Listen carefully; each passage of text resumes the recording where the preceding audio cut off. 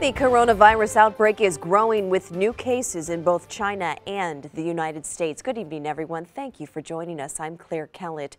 Tonight, the World Health Organization is urging countries around the world to prepare for the coronavirus.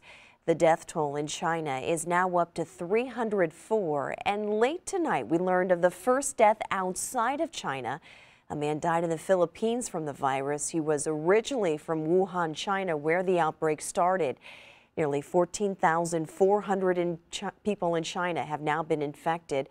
The U.S. has its 8th confirmed case, and earlier today, health officials in Massachusetts confirmed a man in Boston who recently traveled to China tested positive for the virus. A local woman living in China knows about the fear of the coronavirus all too well. She left Beijing with her family and arrived back in St. Louis earlier today. Only on 4 tonight, our Venton Blandon spoke to her about this whole ordeal. Right now, Claire, mom and wife, is back here in the States with her 2 young boys after fleeing Beijing. She and her husband have been there 4 years, while their 2 other boys stayed here in the States for college. She's happy to be back in St. Louis, but is still facing a challenge.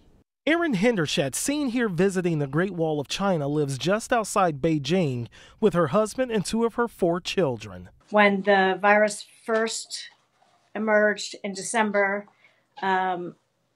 we knew about it. My husband said, "Oh, I think this is going to go from bad to worse quickly." By mid-January, Erin and her family were talking about evacuations. It was scary because we know the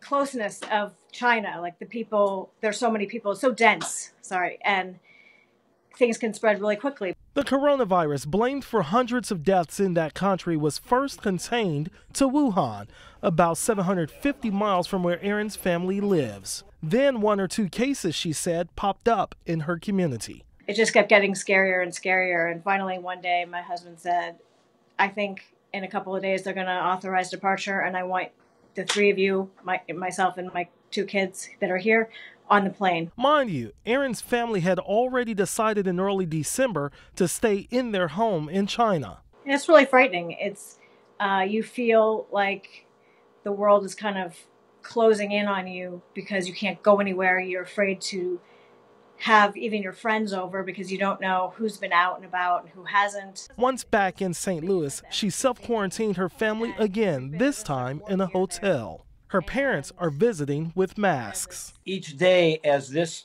blossomed or bloomed, it got scarier and scarier for us. Erin's father had no shame being up front with the hotel's staff. I hate to make it sound corny. It's a golden rule. I'd want somebody to tell me if they were in this situation. So we told them, and they were very appreciative. Erin Hendershett plans to self-quarantine along with her 2 younger boys for about 10 days to make sure no signs of the coronavirus shows up. As for her husband, he is still in China helping evacuate people. Claire. Vinny, thank you.